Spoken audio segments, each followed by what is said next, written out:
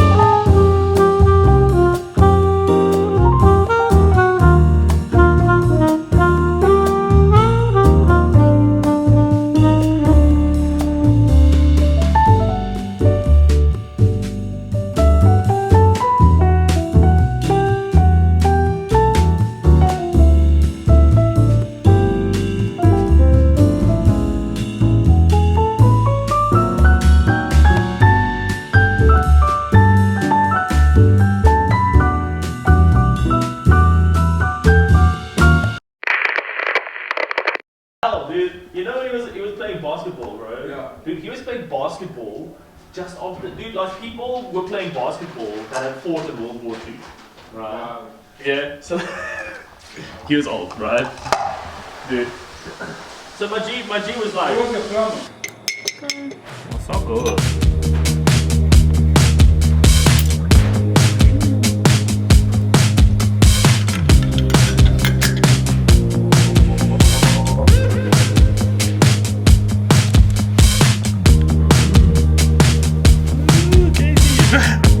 You got me nervous, man. Only cups that are ugly, right? Well, most of them. There's the ones you're taking photos of. It's so crazy. But it's okay. It's okay.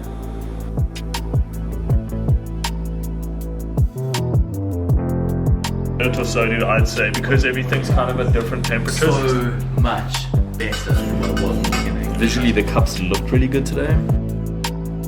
You just rinsed this guy. In 9 minutes now. I Do so. make them as hot as I can. Do It's like very much a everyday drinking coffee. Yeah. It would be it would be an amazing coffee to have on bar permanently. Yeah. You know. for the lot 6 specifically. I'm happy for Living to be serving that still. Me too. Yeah, I was happy with it last week, but this week I'm very happy. It's not a lot like too loud in any sense of the word. Taste extraction. Yeah. Trying to become a better roaster. And that profile's running pretty well. Magic.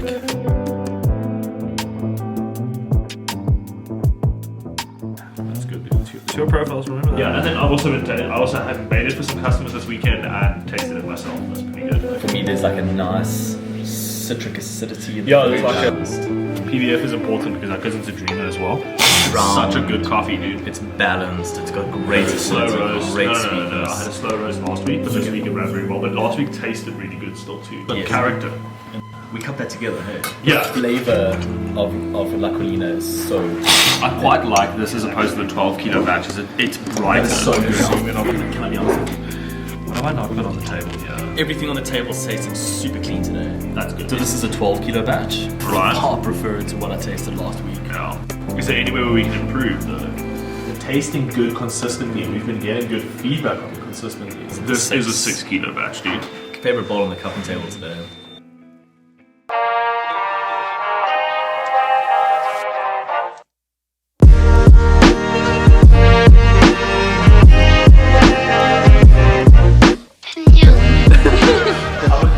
Hey, what's up guys? Today is a fun day in the roastery. We buy a lot of really cool coffees every year, as you know. And some of them are very, very interesting. This is our 5th sort of like nano loft release for the year so far. And there's a whole lot coming. We tend to be putting out that kind of a coffee once a month at the moment. Not super intentional, just like it's happening that way. So in the lead up to competition this year, I sourced a host of fantastic coffees, all belonging on the national stage and the international stage as well, hopefully. And this is one of them. This is a Geisha varietal from Panama. As many of you will know, the Panama Geisha became very, very famous a few years when it broke all records at auction for being the most expensive coffee ever sold in the world. And there's so many great examples of Panama Geisha. Jansen Coffee is one of those examples. I met Kai Jansen, one of the owners in Milan last year at World of Coffee, WBC, World Barista Champs. He brewed Steve and I some filter coffee. It was delicious, tasted the potential, and we sourced 2 lots for this year. Some of you have already had lot 653, which was delicious. We're still serving it in our freezer at the cafe, and this is lot 629. We've got a brewing video that you can go and watch where the team and myself talk about this coffee, brew it with the April brewer, and really, really enjoy it. Today I'm roasting it, and I'm very excited. So it's a tiny, tiny lot, only 12 kilos, 2 6-kilo batches on our Genio. And you know, the pressure's always on when roasting a coffee of this quality and price, but I'm in a good place. We've sample roasted it a lot, which is why the vacuum seal bag is open, and I'm feeling really, really good about the coffee and can't wait to roast it and share it with all of you legends. We'll have it in our cafe as well in the freezer, probably available in about a month from now. We'll let it rest off gas and then chuck it in the freezer. Behind me, Fani is busy preparing our second cupping for the morning. We've already cut through our QC coffees from last week, well, our production, QC'd our production roasts from last week, and everything was tasting really, really good. We updated a few profiles. You know, as green coffee ages, we need to make adjustments in the roasting. We updated a few profiles. Everything was tasting sweet, clean, balanced. Really, really happy. It's always great when you walk away from a cupping table and it's like, we want to make some changes, but we don't know what to change because everything was tasting so good. So I'm a happy roaster. And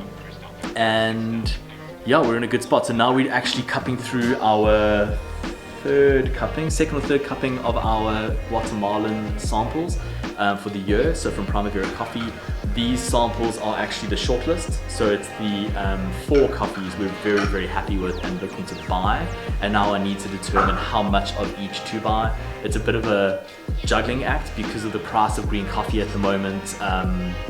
You know, our prices have jumped through the roof, making Primavera Family, the community lot that we buy every year, very, very expensive when it comes to our blend. So we might not be able to include it in the blend this year, which is a tragedy, but it is one of those things. We'll definitely still buy some to share with you as a single origin though.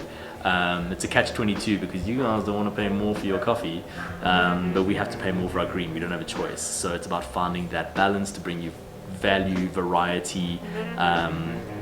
What we talk about a lot in the roastery is lifting the bottom level of our coffee, so always improving the worst coffees that we ever ship out. And then it's also today an example of raising the ceiling. What is the absolute best coffee that we can source, we can roast, and share with you guys, and how do we get the most out of this coffee? So yeah, very exciting times.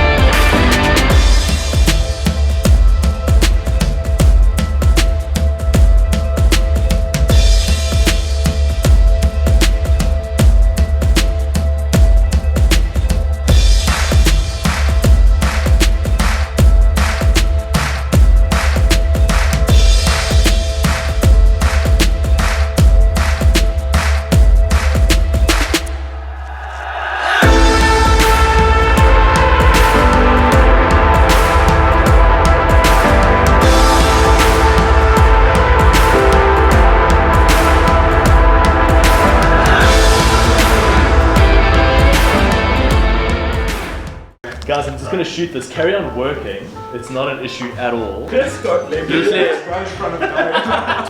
Don't mind me. So don't mind me. Man. This is causing conflict. Okay, well, shut up. Guys, we're trying to make a movie here. Whatever you say is gonna end up in a movie now. So, all right, let me shoot this quickly.